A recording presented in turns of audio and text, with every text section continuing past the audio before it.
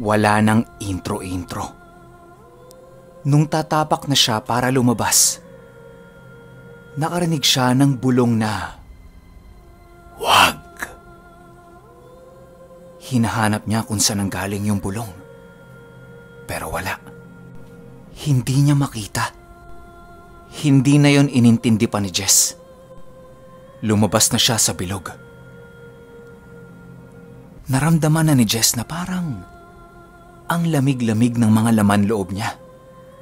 Pero hindi naman masakit. Malamig lang tsaka parang punong-puno ng hangin yung katawan niya. Sinarado na ni Jess yung kanang kamay niya kung saan nakabaon yung mutya ng kampana. Bumalik na ito sa pagiging magaan at handang-handa na siyang magpakawala ng napakalakas na suntok. Habang sa kaliwang kamay naman niya, nakasilid doon ang ginawa niyang papel na punong-puno din ng iba't ibang dasal na makakasunog sa kahit anong uri ng nilalang. Ang tawag niya sa gamit niya na yon, mata ng araw.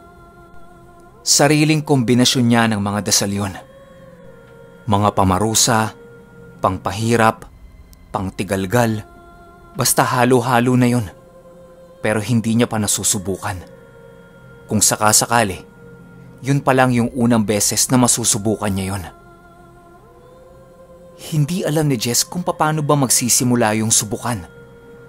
Kasi nga, unang beses niya yon, di ba? Mga ilang minuto na siyang nakatayo sa labas ng bilog, pero wala pa rin nangyayari. Sa hindi niya inaasahan, meron na lang biglang nanikmura sa kanya. Ramdam na ramdam niyang parang binutas noon yung tiyan niya dahil sa sobrang lakas ng puwersa ng pagkakasapak. Nabitawan niya yung hawak-hawak niyang papel. Tapos may maliit na nilalang ang nagmamadaling tumakbo papunta doon. Tinangka itong kunin nung nilalang na yun, pero hindi niya mahawakan. Kaya tumakbo ulit ito papalayo.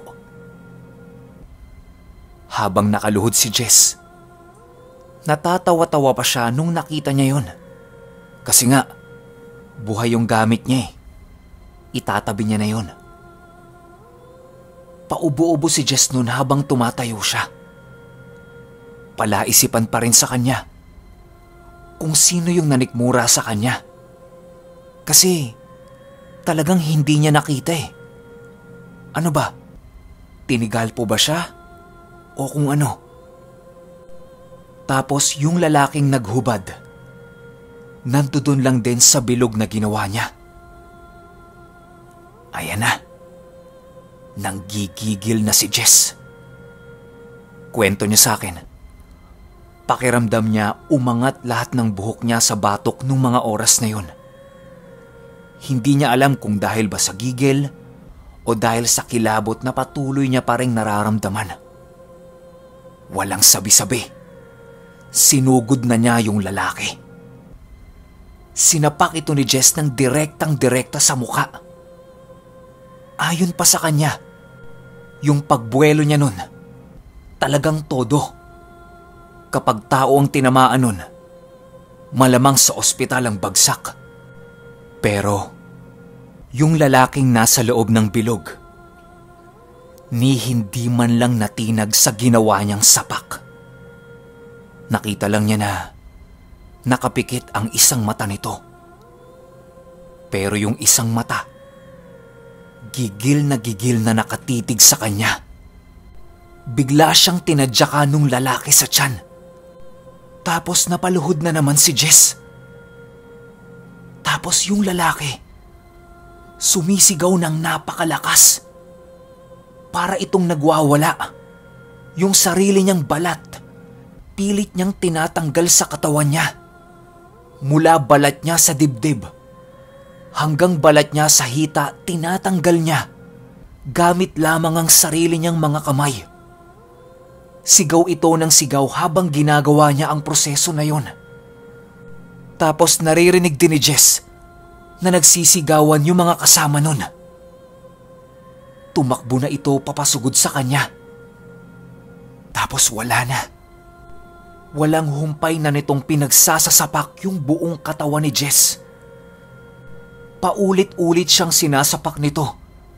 Wala itong pake kung saan siya tamaan. Pinipilit niyang itulak yon gamit ang kamay niya. Kaso lang, wala talaga eh. Hindi niya kaya yung puwersa ng lalaki. Naririnig niya rin na habang sumasapak yon, meron din yung mga inuusal-usal. Pero yung tunog kakaiba. Parang...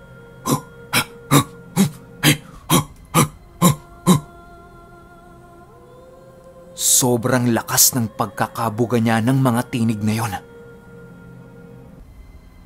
Unti-unti nang nawawala ng malay si Jess.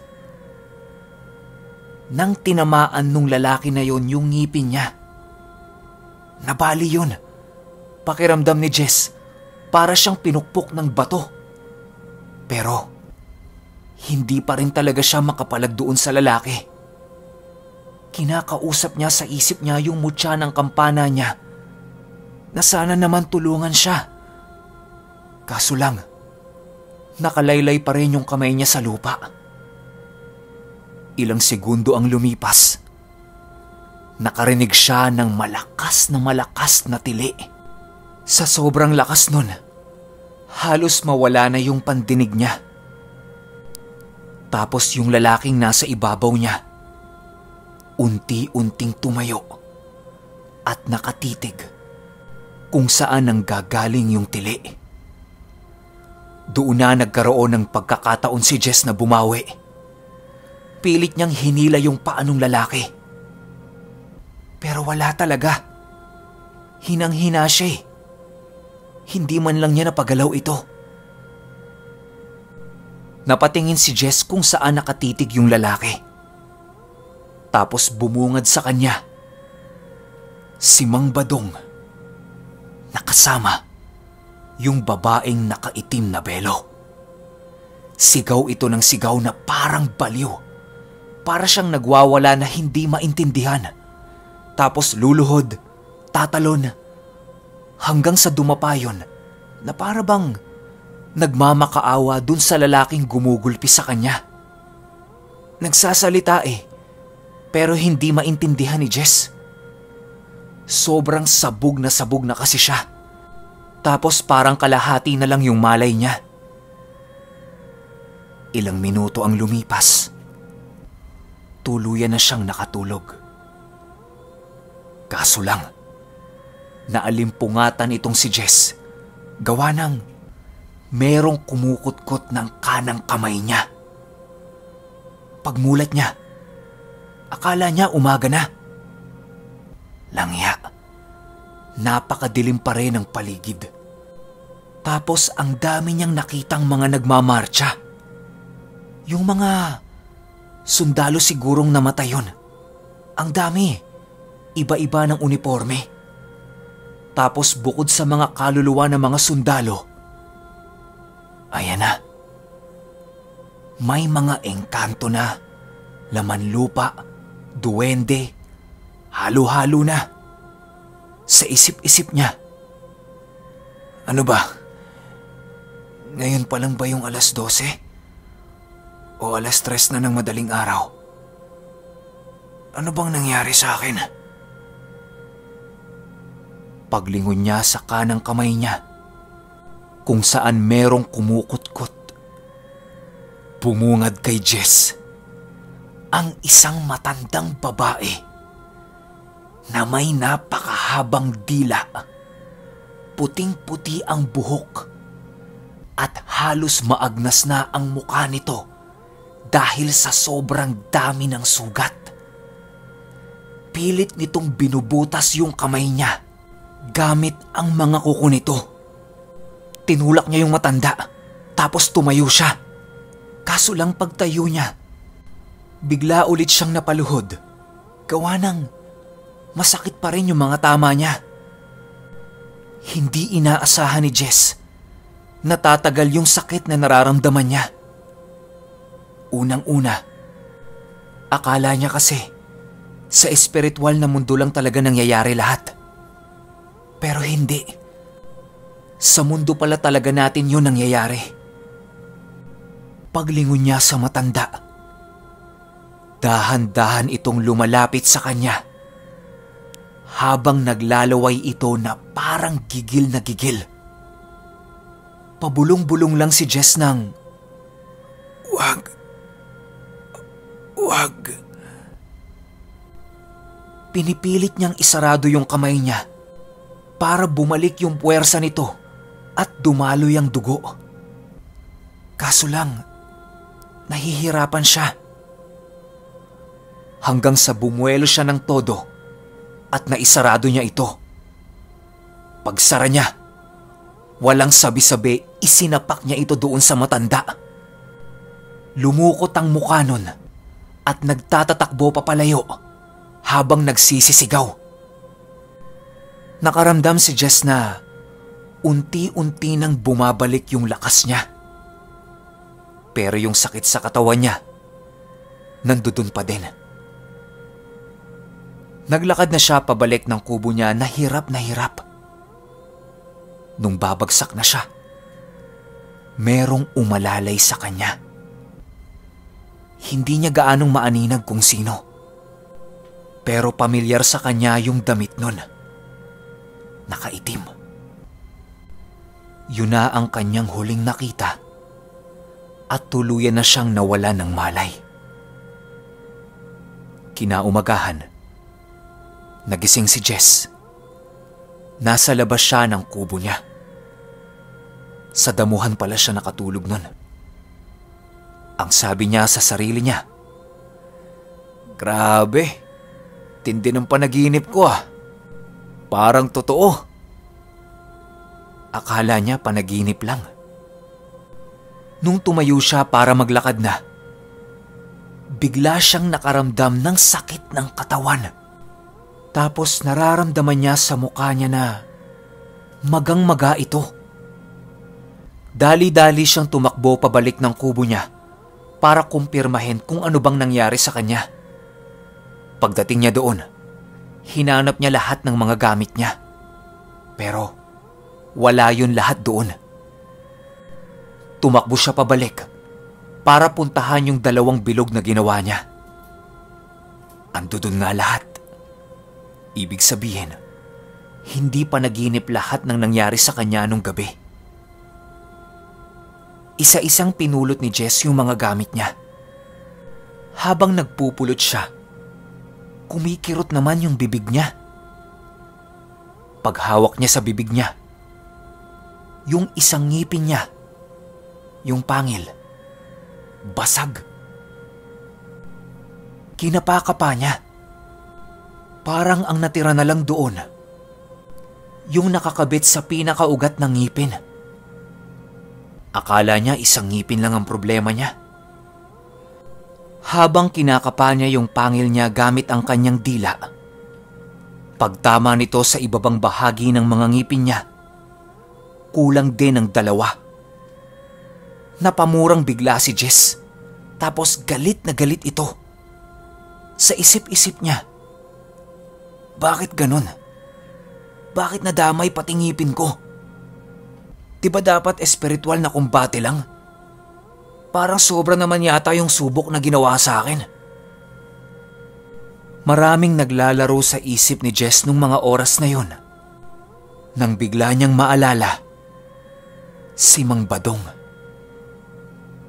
Sa pagkakatanda niya sa kwento ng tiyahin niya, nakita nila si Mang Badong na punong-puno ng pasa yung katawan, di ba?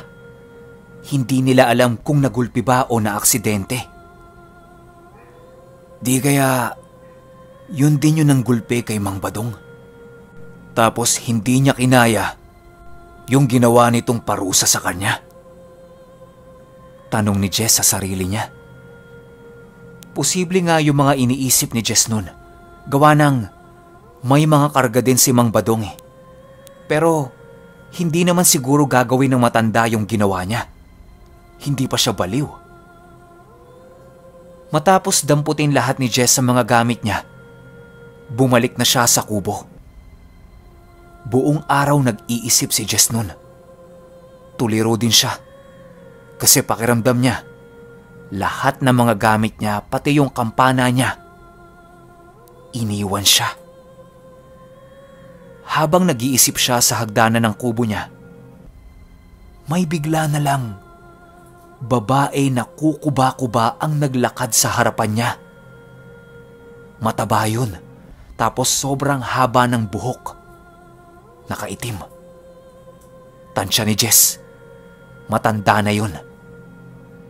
Hindi niya alam kung saan ang galing. Wala namang ibang tao doon, di ba? Bigla na lang itong tumigil sa harapan niya at para bang tinititigan siya. Hindi makita ni Jess yung mukha kasi natatakpan ng mahabang buhok eh.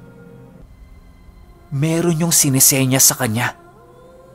Itinataas niya yung kamay niya tapos parang may dinodrawing. Hindi na nakapagpigil si Jess. Kinausap niya na. Tanong niya dito, "Nang, ano ho yun?" Pero yung matanda, tuloy pa rin sa pagsenyas. Pabilis na ito ng pabilis na may kasabay na ungol na,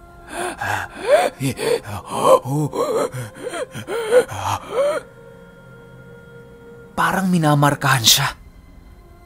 Tapos yung matanda hinihingal na eh. Akala nga ni Jess aatakihin na. Tumayo na siya para lapitan ito. Pero bigla na lang nawala. Tapos meron yung kakaibang amoy na naiwan. Parang sunog na tela yung amoy. Walang kaide-ideya si Jess kung ano ba yung gustong ipahiwatig ng matanda na yon. Alam niya sa sarili niya na meron yung gustong ituro o merong mensahe sa kanya. Hanggang sa sumapit na ang gabi ng Biyernes Santo. Buong araw hindi nakakain si Jess at iniinda pa rin niya lahat ng sakit ng katawan niya. Ni magdasal nga hindi niya nagawa. Nung matutulog na siya, ayan na. Nakakaramdam siya ng pagyanig sa kubo niya. Akala niya lumilindol. Kasi ang lakas talaga eh. Pero paputol-putol yung pagyanig. Habang nakikiramdam siya, may naririnig siya sa labas ng kubo niya na parang nagkakaskas ng lupa. Paulit-ulit yung pagkaskas nun. Nakakairita. Tumayo na si Jess para silipin.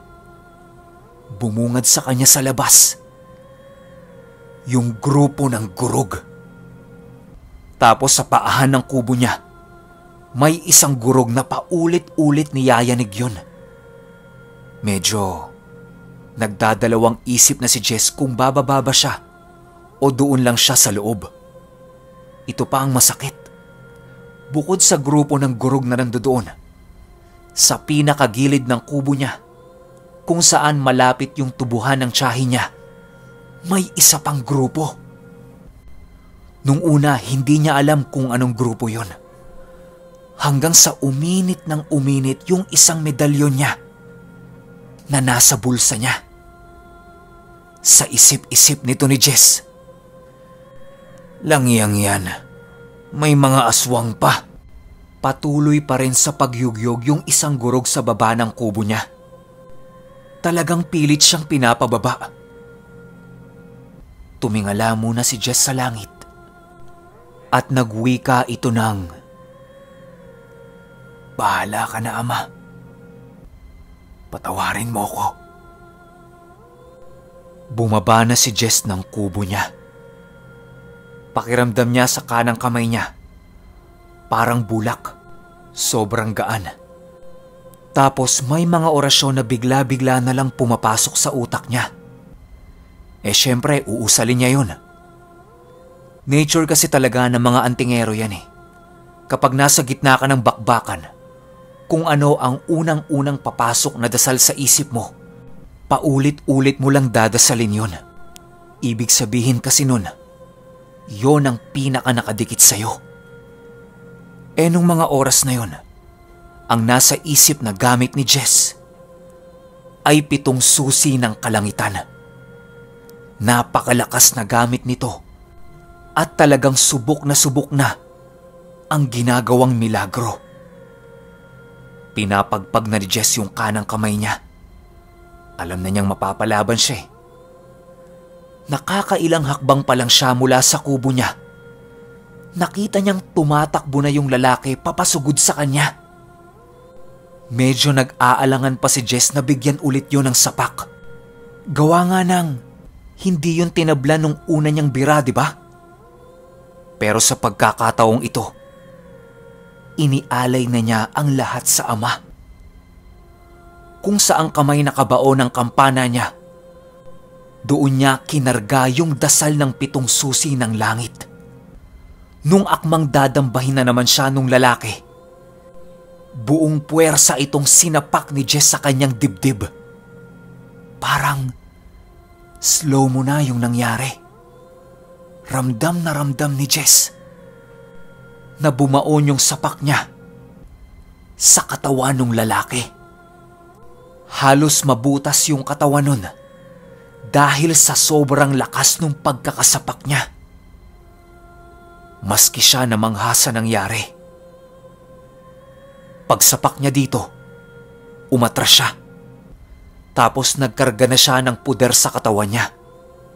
Para kung sakaling makatayo man yun, handa na siya para saluhin lahat ng pakakawalan niya. Pero wala. Bagsak sa lupa yung lalaki. Tapos naririnig niya sa malayo na parang umiiyak yung mga gurog. Maya-maya pa, may dahan-dahang lumapit sa katawan ng lalaki at hinila ito papalayo sa kanya. At umalis na sila. Ginanahan na naman si Jess. Naalala niya na may isang grupo pa, di ba? Hinanap niya. Tapos nakita niyang nakatayo lang yun sa malayo habang nakatitig sa kanya. Naglakad si Jess para kumprontahin yun. Matitibay eh. Hindi talaga nasisindak sa kanya. Nung nakadikit na si Jess sa mga ito, umaalingasaw naman yung napakabahong amoy. Parang imburnal na burak na hindi maintindihan. Tanong niya sa mga yon, "Ano ho ba ang sadya niyo rito?" Nakatingin lang ito sa kanya tapos hindi sumasagot. Ang sabi ni Jess, "Kung hindi ho kayo sasagot dyan, tatayo lang ho tayo dito buong gabi. Mahirap na. Mabilis pa naman akong mangalay." Pero habang nagsasalita siya, dahan-dahan na niyang binubunot yung medalyon niya sa bulsa niya. Pansin ni Jess, pagkuha niya nung medalyon niya, nagmistulang parang mga pusang binuhusan ng tubig yung mga aswang na yon. Gawa ng bigla itong nagpulasan, tapos nagkanya-kanya sila ng direksyon. Matapos yan, bumalik na si Jess sa kubo niya. Habang naglalakad siya, nakita niya na may nakaupo na naman sa pintuan ng kubo niya. Pero magaan ang pakiramdam niya dito. Nung nasa tapat na siya ng hagdanan, nakita niya si Mang Badong. Nakangiti ito habang tumatango-tango sa kanya, pero hindi na nagsasalita. Hanggang sa bumaba na ito ng hagdanan at naglakad na papalayo. Nakita ni Jess na wasak pala yung likod ng ulo ni Mang Badong. Parang pinukpok ng bato o inumpog. Hindi niya kasi napansin yun nung una nilang pagkikita. Nung nasa kubo na siya, agad-agad nagdasal siya at humingi ng tawad sa ama. Doon na na-realize ni Jess na dapat pala hindi niya dinadaan sa subukan lahat ng gamit niya. Minsan na siyang iniwan ito para imulat siya sa katotohanan na matuto siyang irespeto at gamitin sa tama ang mga gamit na ipinagkaloob sa kanya. Matuto rin siyang maghintay kung kailan ito dapat gamitin. Hindi yung uutusan mo o uuobligahin mo silang gumana kapag gusto mo. Mula nung mangyari kay Jess ang lahat ng yan, naging mapagkumbabang tao na ito. At ni minsan, hindi na niya ginawa pa yung subok-subok na yan. 1 taon lang din ang lumipas. Ibinenta na ng tiyahin niya yung tubuhan niya para magtayo na ng bagong negosyo. Grocery yun. Tapos si Jess yung naatasan sa stockroom. Hanggang ngayon, doon siya nagtatrabaho sa tiyahin niya. Tapos kahit papano, sumusundot-sundot siya ng panggagamot niya kapag may mga nangangailangan sa kanya. Ayon pa kay Jess, mas pinagtibay ng mga pagkakamali niya yung pananalig at pananampalataya niya sa Ama. At pakiramdam niya din sa sarili niya, mas lalong lumakas yung taglay-taglay niya na mutya ng kampana.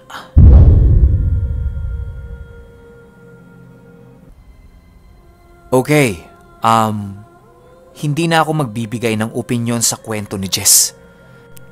Nasabi niya na lahat ng dapat na ibibigay kong opinyon. Yun nga, huwag susubukan yung gamit.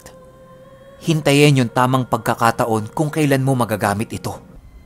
At higit sa lahat, purong panalangin sa ating Ama at huwag na huwag mo siyang pangungunahan. Alam niya kung kailan at kung saan mo dapat gamitin ang ipinagkaloob niya sa iyong espesyal na kakayahan. Pero napakaraming milagro sa kwento ni Jess. Hindi ko na iisa-isahin. Kayo na ang bahalang maghimay. Meron lang akong announcement. Kita-kits tayo sa livestream ko mamaya para sa mga winner ko sa video reaction ng Kapasan 5. Mga 7 PM yon o 8 PM. Yun lang. Hanggang sa susunod na kwento. Maraming salamat.